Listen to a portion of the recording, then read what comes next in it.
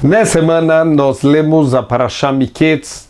A Parashá vai continuar contando um pouquinho da vida do Yosef. A gente viu na Parashá da semana passada, o Yosef ele foi vendido como escravo pelos próprios irmãos, ele foi mandado para o Egito, ele foi comprado por um egípcio, que na verdade era um dos ministros, uma pessoa importante lá no Egito, que era o Potifar. Ele acaba sendo acusado injustamente de molestar a esposa do Potifar, ele é mandado para a prisão. Quando ele está já 10 anos na prisão, sem muita esperança que um dia ele vai sair, chegam outras duas pessoas importantes, o copeiro-chefe e o padeiro-chefe. Eles tinham feito um erro em relação à comida do faraó, e eles têm um sonho cada um. O Yosef interpreta o sonho do padeiro-chefe, do copeiro-chefe, e acontece exatamente conforme o Yosef ele tinha interpretado o sonho. Então, na nossa Parashá começa agora que o faraó ele também teve dois sonhos. Ele entendeu que não são simplesmente sonhos, tem alguma mensagem importante. Ele não consegue entender a mensagem, ele chama todos os magos, ele chama todos os sábios lá do Egito, mas não tem ninguém que consegue interpretar e ensinar para o faraó qual é a mensagem que estava no sonho dele. Até que o copeiro-chefe, ele se lembra, 2 anos depois, ele vai se lembrar do Yosef e fala: olha, faraó, eu quero contar, eu quero lembrar de uma transgressão que eu fiz, eu transgredi contra o faraó, você me mandou para a prisão. Lá eu conheci um jovem hebreu, esse jovem hebreu, ele interpreta sonhos, eu tive um sonho, o padeiro-chefe também teve um sonho, e ele interpretou, e exatamente conforme as palavras dele, assim aconteceu. Então quem sabe esse jovem hebreu, ele pode interpretar o seu sonho.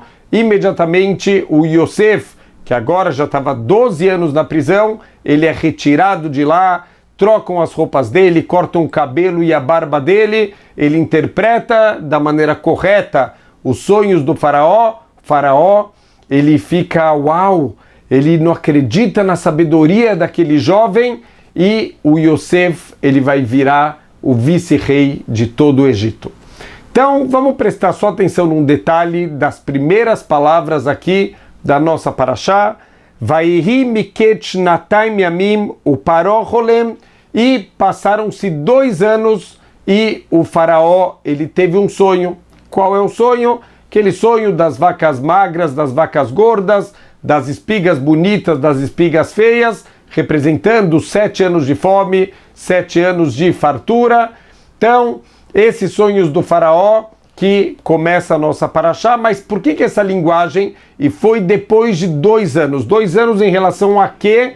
Então, o Rashi explica pra gente 2 anos depois do sonho do copeiro-chefe e do padeiro-chefe, que a gente viu no finalzinho da Parashá da semana passada. Aqui é uma continuação. Mas por que a Torá ela está conectando, ela está juntando o sonho do faraó com o sonho do padeiro-chefe, do copeiro-chefe? Por que marcar esses 2 anos aqui? 2 anos depois aconteceu o sonho do faraó. Fala o Rav Yosef Dov Soloveitchik, Zecher Tzadik Livracha, mais conhecido como Beis Halevi.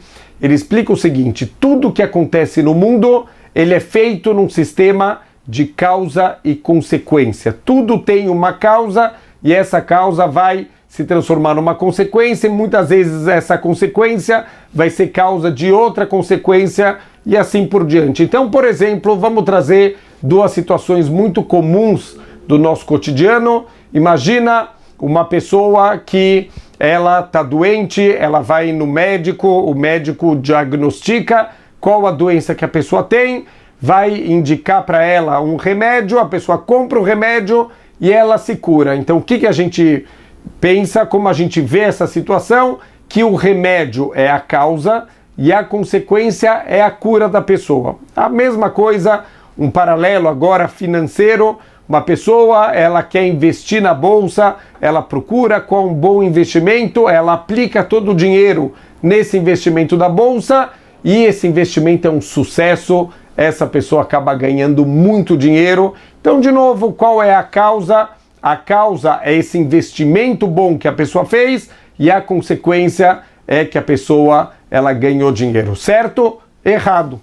Os nossos sábios explicam que não é assim que a gente deve enxergar como as coisas acontecem. O próprio Shema Israel, que a gente fala todos os dias, 2 vezes por dia, a gente fala as seguintes palavras: Lo taturu acharei levavchem ve'acharei inechem. Não sigam o coração de vocês e não sigam os olhos de vocês, que vocês vão se desviar atrás deles. Uma das explicações é que o mundo material, ele engana a gente. A gente vê, a pessoa foi no médico, tomou o remédio, ela se curou, então o remédio é a causa e a cura é só uma consequência. A pessoa investiu na bolsa, ganhou dinheiro, então a causa é o investimento e a consequência do bom investimento dela é que ela ganhou dinheiro. Errado, não é assim que a gente deve ver o mundo. Na verdade, tudo está decretado nos mundos espirituais. A causa verdadeira de tudo o que acontece são os decretos de Deus. Então, na verdade, aquela pessoa doente, a causa é que Deus já tinha decretado para essa pessoa que ela vai se curar, e a consequência é que ela vai tomar o remédio certo, ela vai no médico certo, o remédio vai fazer efeito nela. Quantas pessoas a gente conhece que, infelizmente, passaram por erros médicos, ou para uma pessoa o remédio funciona, para outra o remédio não funciona. Então a gente sabe que tudo depende do Criador do mundo.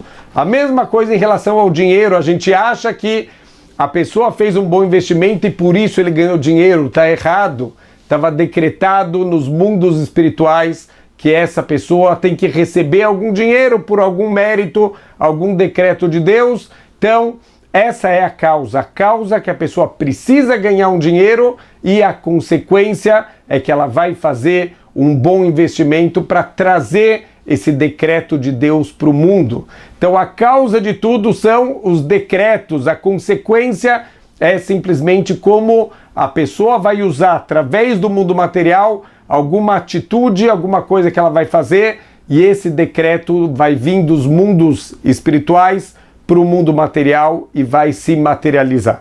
Então a gente tem que usar esse conceito para a nossa vida. Quantas vezes na nossa vida a gente fica procurando de quem é a culpa, quem é o causador dos problemas da nossa vida? A gente tem que lembrar, como a gente fala todos os dias na nossa Amidá, na nossa reza silenciosa, na primeira brachá, a gente dá um louvor para Deus que Ele é o Kel Elyon, o Deus das alturas. O que quer dizer o Deus das alturas? Então, uma das explicações que os nossos sábios trazem, Ele é o Deus que está acima de toda a cadeia de causa e consequência. Tudo tem uma causa original que tem uma consequência, essa consequência vai ser causa para uma próxima consequência e assim diante, tem um encadeamento para as coisas acontecerem, mas o que está no topo daquela cadeia é Deus, sempre Deus que está lá em cima de tudo. Assim a gente tem que ver que tudo passa pela mão de Deus, tudo vem dos decretos de Deus. Se teve uma dificuldade, se teve uma perda, se teve algum problema, tudo isso está conectado com Deus. A gente gasta muito tempo, a gente gasta esforços para tentar procurar de quem é a culpa, e foi ele que fez, e foi ele que me causou, e foi o meu investimento errado que eu fiz, não devia ter investido aqui. A gente precisa entender que tudo partiu de um decreto de Hashem. Se a pessoa ganhou, se a pessoa perdeu, se a pessoa curou, ou se Deus nos livre, a pessoa ficou doente, tudo isso tem a ver com os decretos espirituais. O Chafetz Chaim, ele traz para a gente um mashal, uma parábola para a gente entender. Certa vez um homem, ele vai para uma estação de trem, era um homem do interior, ele nunca na vida tinha visto uma estação de trem. Uau! Ele acha incrível aquela estação cheia de gente, aquele trem bonito parado, as pessoas conversando, a grande maioria estava fora do trem, algumas poucas pessoas já tinham começado a entrar, e ele vê lá na estação, tem um homem uniformizado, e ele percebe que esse homem tem um apito na boca, e ele estranha, ele falou, quem será que é esse homem? De repente, esse homem dá um apito, e ele percebe que aquele apito afeta todo mundo. Uau! esse homem tem poder. Ele vê que depois do apito as pessoas já começam a se despedir, a se abraçarem, a pegarem suas malas, alguns já entram no trem. De repente esse homem dá um segundo apito, uau, as pessoas começam a correr, quem ainda estava do lado de fora rapidamente entra no trem. Quando esse homem dá o terceiro apito, o trem fecha as portas e ele vai embora. Esse homem do interior não conhecia muito as coisas, ele acha, uau, que homem poderoso, que homem incrível, o apito dele resolve tudo. Então ele vai falar com esse homem e falar, olha, incrível o poder que você tem, estou com inveja de ter um poder tão grande assim. E o homem lá da estação começa a dar risada, fala, como você é tolo, eu não mando nada aqui, quem manda é aquele homem que está lá em cima. Ele aponta para um prédio, no segundo andar do prédio tem o diretor-geral dos trens, ele que manda, ele que decide que horas que cada trem vai sair e quantas pessoas e qual o destino de cada trem, é ele que decreta tudo. Eu só apito aqui embaixo, eu só sigo ordens, quem decide é o homem lá em cima. Fala o Hafetz Haim, assim a gente tem que olhar a nossa vida. Tudo que está acontecendo, na verdade, é decreto de Hashem. Então agora a gente vai conseguir entender na nossa parashá por que a Torá, ela começou, a nossa parashá começou justamente com essas palavras, Vayehi miket shnatayim yamim. E foi no final de 2 anos e o faraó, ele teve um sonho. A gente poderia pensar que o Yosef, ele queria tanto ser libertado, e o que libertou ele, qual foi a causa da libertação? O sonho do faraó. Então, o faraó sonhou e a consequência foi a libertação do Yosef. Errado. O Yosef estava na prisão 10 anos. Por que ele estava 10 anos? Tem um decreto de Deus. Ele fez Lashon Hará, ele falou mal dos irmãos, no nível do Yosef, com as melhores intenções do mundo, mas teve aqui um fio de cabelo que ele errou na forma de conduzir as coisas. Ele está falando mal de 10 irmãos, ele vai ficar 10 anos na prisão. Quando termina os 10 anos, aparece na prisão o copeiro-chefe, o padeiro-chefe, era para interpretar o sonho deles, eles iam sair de lá falando que, uau, tem um jovem que ele consegue interpretar qualquer sonho. O faraó deveria ter sonhado no dia seguinte, ou no mesmo dia, imediatamente o faraó deveria ter sonhado. Mas o que aconteceu? O Yosef, ele foi pedir ajuda para o copeiro-chefe, olha, por favor, lembra de mim e me tira daqui. Ele repetiu 2 vezes esse pedido. Isso foi considerado, no nível do Yosef, uma falta de emuná. Ele não confiou plenamente no Criador do mundo, ele pediu ajuda aqui para o copeiro-chefe e, por causa disso, como ele pediu 2 vezes, ele recebeu um decreto de mais 2 anos. Então agora terminaram os 12 anos que tem um decreto que o Yosef tem que ficar na prisão. Quando termina, tem um decreto nos mundos espirituais que o Yosef deve ser libertado.